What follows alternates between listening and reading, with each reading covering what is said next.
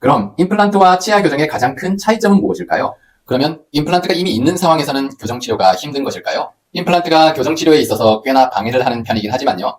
이러한 임플란트가 교정 치료에 도움이 되는 경우도 있습니다.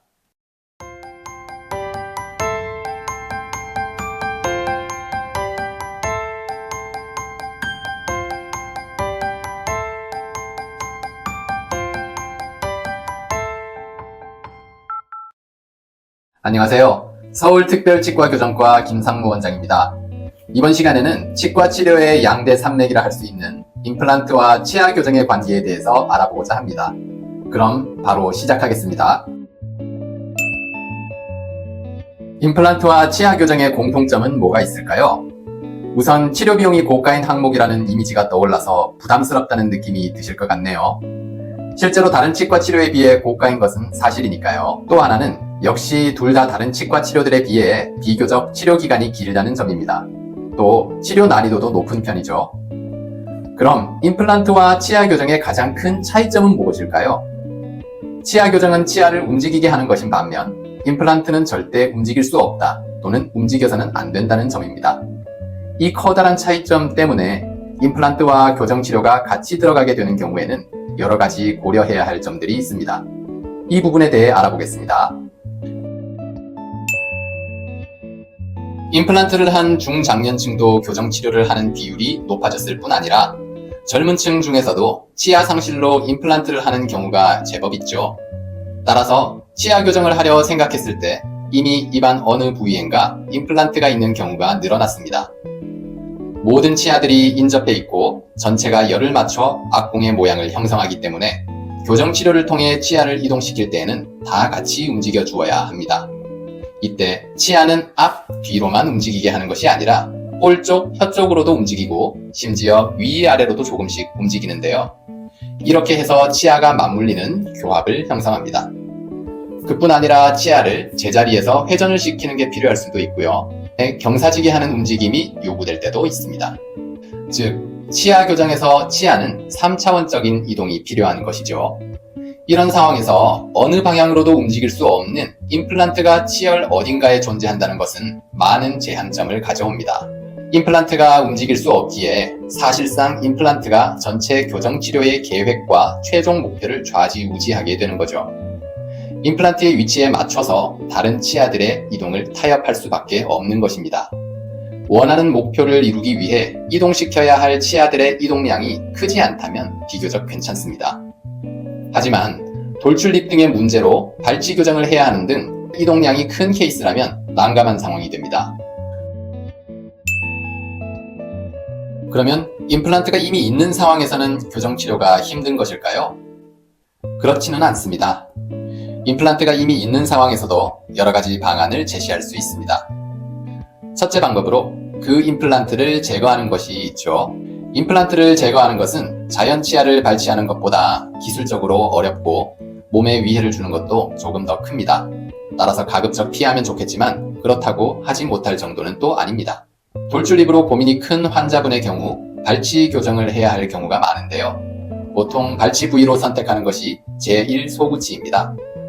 이 제1소구치 대신에 심어져 있는 임플란트를 제거하는 것을 선택할 수 있는 것이죠.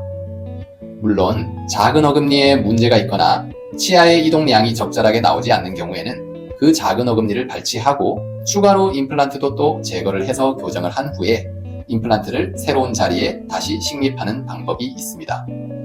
그런데 이런 방법은 비용적으로 부담이 되기도 하는데요. 그래도 교정을 통해 꼭 개선을 하고 싶은 부분이 있는 경우에는 꽤 선택들을 하시고 있습니다. 둘째, 임플란트를 제거하지 않고 임플란트의 머리 부분만 다시 제작을 하는 것입니다. 임플란트는 뼛속에 묻힌 나사 기둥 부분과 중간 연결 부위, 그리고 머리 부분인 크라운으로 구성되어 있습니다. 음식물 끼임이 생기거나 치아 머리 부분의 일부가 깨지거나 하는 문제가 발생한 경우에는 이 크라운이라 불리는 머리 부분을 새로운 모양으로 다시 제작할 수도 있는 거죠. 교정을 위해 임플란트의 크라운을 새로 제작하면서 크라운의 모양을 처음과 조금 다르게 하면 새롭게 생긴 공간만큼 다른 치아들을 움직일 수 있는 여지가 생깁니다. 또 맞물리는 이가 이동하고 난 후에도 새로운 맞물림이 적절하게 이루어질 수 있게 임플란트의 머리 부분을 바꾸는 게 가능하죠. 하지만 이러한 방법은 치아 이동량이 작게 계획된 케이스에서만 가능합니다. 임플란트의 크라운을 원래 상태에서 많이 다르게 만들 수는 없거든요. 이것은 머리 부분의 모양을 바꾸더라도 임플란트에 가해지는 힘을 받아내는 기둥은 뼛속의 위치가 그대로이기 때문입니다. 임플란트의 머리 부분과 기둥 간의 밸런스를 유지하려면 임플란트의 머리 부분만 많은 변화를 주기는 어렵습니다. 따라서 임플란트의 크라운을 새롭게 만드는 방법을 통해 교정 치료를 계획할 때는 임플란트에 대한 이해가 깊은 교정 전문의 또는 임플란트 치과 의사와 긴밀히 협력할 수 있는 교정 전문의와 충분한 상담을 하는 것이 좋습니다. 임플란트가 있을 때 교정을 하는 세 번째 방법으로 전체 교정이 아닌 부분 교정을 계획하는 것이 있습니다.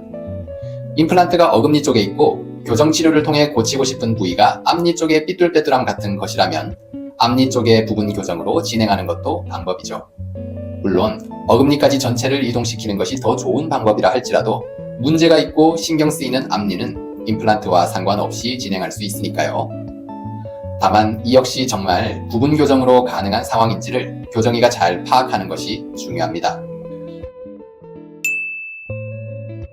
교정 치료를 하려는데 임플란트도 해야 할 곳이 있다면 이런 상황은 아직 임플란트를 식립하지는 않았으므로 어려운 점이 적습니다.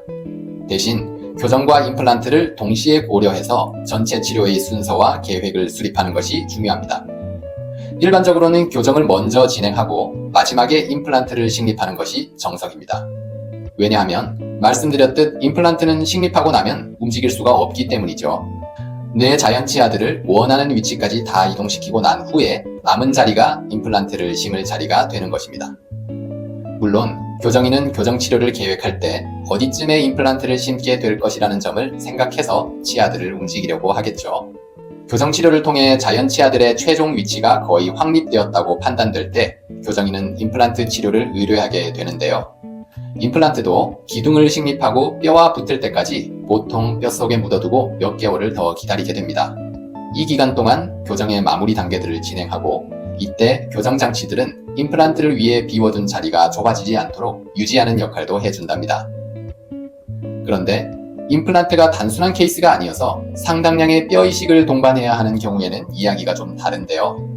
보통 임플란트를 식립할 때 동시에 뼈 이식을 같이 해주지만 뼈 이식이 많이 필요한 상황에서는 뼈 이식만 먼저 해두고 몇 개월 후에야 임플란트를 식립해야 할 수도 있습니다. 이식을 한 뼈 주변에 혈액이 스며들어서 새로운 뼈가 형성되기 전에 그 부위로 치아를 이동시킨다는 것은 위험합니다.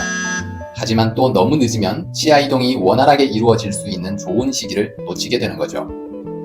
그래서 보통은 뼈 이식만 먼저 해둘 경우에는 뼈 이식 후에 2-3개월쯤에 교정 치료를 시작합니다. 그렇게 교정 치료로 자연 치아들을 충분히 움직여서 임플란트의 자리가 정해질 즈음에는 뼈 이식한 부위가 임플란트 기둥을 식립하기 좋은 여건이 되어 있죠. 이제 임플란트를 식립하고 교정은 마무리 이동을 해주면 되는 것입니다. 임플란트가 교정 치료에 있어서 꽤나 방해를 하는 편이긴 하지만요. 이미 식립한 임플란트가 있거나 임플란트를 식립할 계획이 있는 경우라면 이러한 임플란트가 교정 치료에 도움이 되는 경우도 있습니다. 요즘 교정 치료에 많이 쓰이는 것이 미니 스크류 또는 미니 임플란트라고 불리는 것인데요. 치아 이동 시에 중요한 버팀목으로 활용하기 위해 이 미니 스크류라는 것을 별도로 식립하기도 한답니다. 그런데 입안에 이미 임플란트가 있거나 식립할 계획이 있다면 미니 스크류 대신에 이 임플란트를 활용할 수 있는 거죠.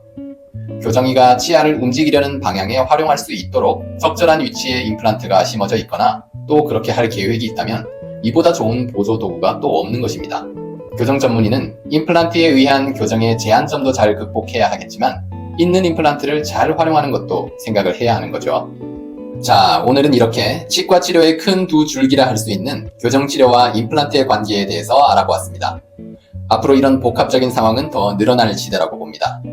더 궁금한 것이 있다면 여기 댓글로 달아주셔도 좋습니다. 이상 서울특별치과교정과 김상무 원장이었습니다. 감사합니다.